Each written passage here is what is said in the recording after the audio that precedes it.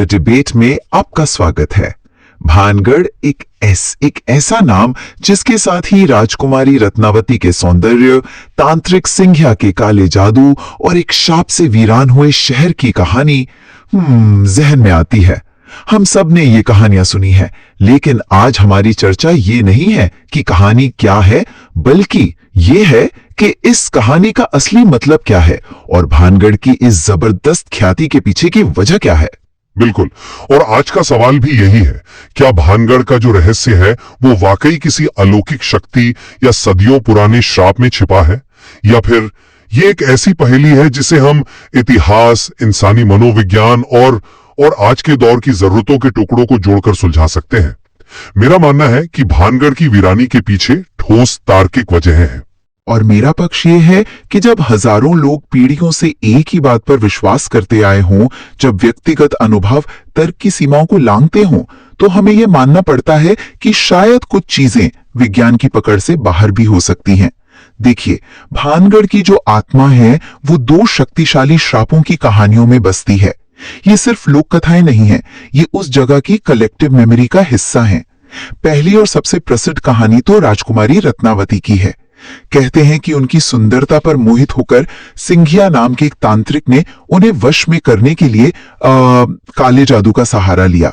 उसने एक इत्र पर मंत्र फूंका, लेकिन राजकुमारी उसकी चाल समझ गई। उन्होंने इत्र की शीशी एक बड़ी चट्टान पर फेंक दी, जो तांत्रिक की तरफ लुढ़क गई और उसे कुचल दिया।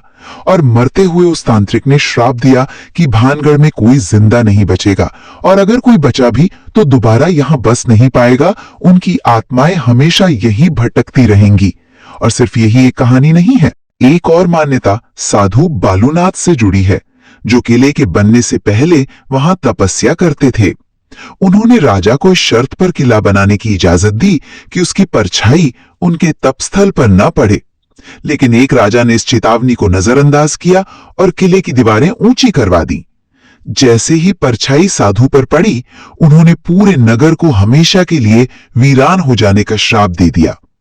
ये कहानियां आज भी वहां की हवा में जिंदा हैं, और एएसआई का सूर्यास्त के बाद प्रवेश पर प्रतिबंध वो इस रहस्य को और गहरा कर देता है। मैं इन कहानियों के कल्चरल इंपॉर्टेंस को समझता हूं, लेकिन मैं इन्हें इतिहास की जगह नहीं दे सकता। मेरे नजरिए से भानगढ़ की कहानी किसी श्राप की नहीं, बल्कि समय के साथ धीरे धीरे हुए पतन की है। इसके पीछे ठोस ऐतिहासिक, भौगोलिक और यहां तक कि आर्थिक कारण भी हैं।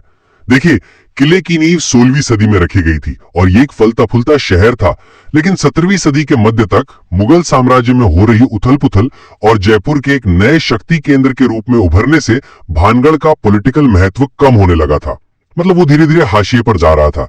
इस क्रमिक पतन पर आखिरी और सबसे विनाशकारी चोट मारी 1783 के चालीसा अकाल ने।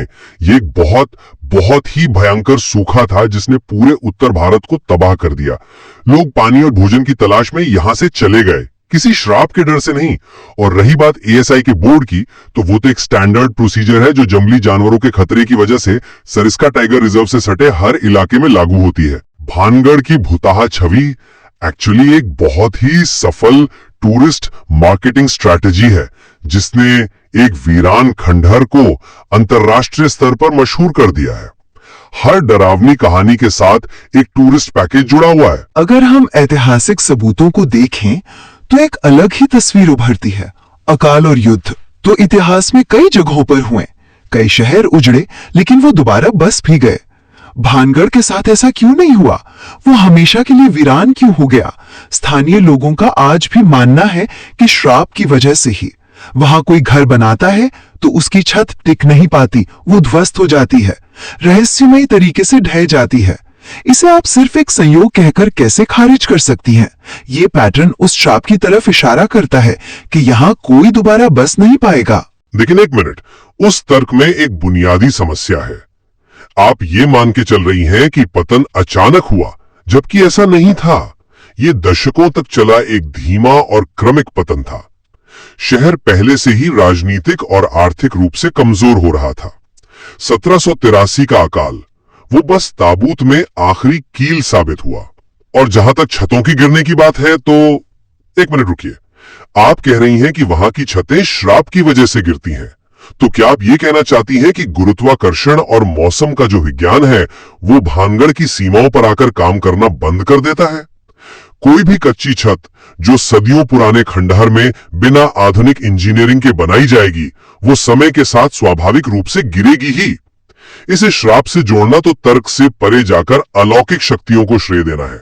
ठीक है, छत की बात को एक पल के लिए अलग रखते हैं, लेकिन आप उन अनगिनत व्यक्तिगत अनुभवों को कैसे समझाएंगी? स्थानीय निवासी पुष्पा देवी जैसी कई महिलाएं रात में संगीत, घुंघरुओं और चूड़ियों की खनक सुनने का दावा करती हैं। दिल्ली के एक फोटोग्राफर विक्रम मेहता, उनका अनुभव है कि उनका पूरी तरह से चार्ज किया हुआ कैमरा किले के अंदर जाते ही अचानक बंद हो गया। पैरानॉर्मल शोधकर्ता डॉक्टर आलोक शर्मा जैसे विशेषज्ञों ने भी माना है कि वहां ऐसी कई घटनाएं होती हैं जिनकी कोई वैज्ञानिक व्याख्या नहीं मिलती। ये सब सिर्फ मन का वहम तो नहीं हो सकता जब इतने सारे लोग एक ही तरह की बातें कह रहे हो? आपने फोटोग्राफर विक्रम मेहता का जिक्र किया, पूरी चार्ज की हुई बैटरी का अचानक बंद हो जाना। हाँ, ये परेशान करने वाला है, लेकिन इसके कई तकनीकी कारण हो सकते हैं। तापमान में अचानक गिरावट, बैटरी में कोई अंदरूनी खराबी, या हो सकता है उस खास कैमरा मॉडल की कोई आम समस्या हो। इसे सीधे अलौकिक घटना से जोड़ना एक बहुत बड़ी तार्किक छलांग है। और रही बात आवाजों की, तो इसे अकूस्टिक इफेक्ट से समझा जा सकता है। सोचिए, किले की टूटी फूटी दीवारें, गलियारे और चारों ओर की पहाड़ियां। जब हवा तेज चलती है तो वो इन संरचनाओं के बीच से गुजरते हुए अजीब सी सीटियां, फुसफुसाहट और गूंज जैसी आवाजें पैदा करती है। ये कोई भूत नहीं, बल्कि किले का ढांचा ही हवा के लिए एक तरह का म्यूजिकल इंस्ट्रूमेंट बन जाता है। लोगों के अनुभव अक्सर मनोवैज्ञानिक भी होते हैं। वो वहां भूतों की कहानियां सुनकर उस उम्मीद के साथ जाते हैं। ऐसे में डर और उम्मीद के कारण उनका दिमाग हर छोटी बड़ी घटना को, हर अजीब आवाज को उसी नजरिए से देखने लगता है। यह सुनने में तो दिलचस्प लगता है, पर क्या इसके लिए कोई ठोस प्रमाण है? ये तो सिर्फ एक थियोरी है, जबकि लोगों के अनुभव वास्तविक हैं। प्रमाण की बात करें तो एक रेडिट यूजर ने एक दिलचस्प प्रयोग किया था। उसने इस धारणा को परखने के लिए किले में लड्डू और सिंदूर रखे, जो आत्माओं को बुलाने के लिए इस्तेमाल होते हैं। अगली सुबह जब वो वापस गया तो उसे वहां आत्मा का कोई संकेत नहीं मिला। सिर्फ चींटियां मिली जो लड्डू खा रही थीं। यह दिखाता है कि जब आप बिना किसी पूर्वाधारणा के सबूत खोजने जाते हैं तो आपको प्राकृतिक दुनिया के जवाब ही मिलते हैं, अलौकिक दुनिया के नहीं। अगर ये सब इतना ही सीधा और सरल है, तो फिर एएसआई की चेतावनी का क्या? अगर ये सिर्फ एक मानक नियम है, तो भानगढ़ को कानूनी तौर पर भूतहा या लीगली हॉन्टेड जगह के रूप में इतनी प्रसिद्धि क्यों मिली? ये टैग कहीं से तो आया होगा। सुनने में तो ये भी आया है कि एएसआई के एक अनाम अधिकारी ने खुद स्वीकार किया था कि आगंतुकों के साथ हुई कुछ अस्पष्टीकृत घटनाओं के कारण यह प्रतिबंध सिर्फ जंगली जानवरों से सुरक्षा के लिए नहीं, बल्कि किसी और अनजाने खतरे के लिए भी जरूरी है। माफ कीजिए, लेकिन लीगली हॉन्टेड जैसा कोई आधिकारिक सरकारी दर्जा होता ही नहीं है। ये मीडिया और टूरिज्म ब्लॉग्स द्वारा गढ़ा गया एक बेहद आकर्षक और सेंसेशनेज शब्द है, जिसने बहुत अच्छा काम किया है। एएसआई का बोर्ड सिर्फ अपने स्टैंडर्ड नियमों को दोहराता है, जो हर उस संरक्षित स्थल पर लागू होते हैं जो घने जंगलों या खतरनाक इलाकों में है। और भानगढ़ सरिस्का टाइगर रिजर्व के बफर जोन में है, जहां रात में तेंदुए, लकड़बग्घे और दूसरे जंगली जानवर शिकार के लिए निकलते हैं। ये एक वास्तविक और जानलेवा खतरा है। अब आप खुद सोचिए, अगर एएसआई के बोर्ड पर लिखा हो तेंदुओं से सावधान, तो कितने पर्यटक वहां रात में रुकने की हिम्मत करेंगे? शायद बहुत कम। लेकिन अगर बोर्ड पर लिखा हो सूर्यास्त के बाद प्रवेश वर्जित और उसके पीछे भूतों की कहानी हो, तो ये डर की जगह रोमांच और जिज्ञासा पैदा करता है। ये लोगों की धारणा का फायदा उठाने का एक मौन लेकिन बहुत प्रभावी तरीका है। मैं आपके मार्केटिंग वाले तर्क को समझती हूँ, लेकिन मेरे लिए भानगढ़ का असली आकर्षण इस बात में है कि यहाँ इतिहास और रहस्य एक दूसरे में गुथे हुए हैं। राजकुमारी रत्नावती की कहानी इतनी गहराई से स्थानीय संस्कृति का हिस्सा बन चुकी है कि आप इसे सिर्फ मनगढ़ंत कहकर खारिज नहीं कर सकते। ये उस जगह की आत्मा का हिस्सा बन चुकी है। ये कहानियां उस त्रासदी को एक मानवीय चेहरा देती हैं, एक पहचान देती हैं, जिसे 1783 के अकाल जैसे सूखे ऐतिहासिक आंकड़े कभी नहीं समझा सकते। और मैं मानता हूं कि यही सबसे बड़ी त्रासदी है। भानगढ़ की असली महत्वपूर्ण कहानी इन भुताहा कहानियों के रोमांच के नीचे दब गई है। हम एक विकसित मध्ययुगीन शहर की कहानी भूल रहे हैं, जिसकी वास्तुकला, जल संरक्षण की उन्नत प्रणाली और नगर नियोजन आज भी इतिहासकारों और वास्तुकारों के लिए अध्ययन का विषय है। पुरातात्विक खुदाई में मिले अवशेष बताते हैं कि ये एक जीवंत और समृद्ध सभ्यता थी। हम उस शहर के पतन की मार्मिक और सच्ची कहानी को नजरअंदाज कर रहे हैं, क्योंकि एक श्राप की रोमांचक कहानी सुनना हमें ज्यादा पसंद है। भानगढ़ की असली कहानी सिर्फ अकाल की नहीं है, बल्कि ये भी है कि कैसे एक समाज अपनी सबसे बड़ी त्रासदी को समझाने और याद रखने के लिए मिथकों का सहारा लेता है। श्राप की कहानी अकाल की बेरहम नीरस सच्चाई से ज्यादा नाटकीय और यादगार है। श्राप की किंवदंतियां इतिहास के ऊपर एक ऐसी परत जोड़ती हैं जो विज्ञान और तर्क से परे है, और मुझे लगता है कि सच इन दोनों के बीच कहीं छिपा है। और मैं इस बात पर कायम हूं कि भानगढ़ इस बात का एक उत्कृष्ट उदाहरण है कि कैसे इतिहास, समय और मानवीय कल्पना के साथ मिलकर मिथक में बदल जाता है। यहाँ का हर रहस्य, हर आवाज, हर डर, हर कहानी ऐतिहासिक तथ्यों, प्राकृतिक घटनाओं और मानवीय मनोविज्ञान के जरिए समझाया जा सकता है।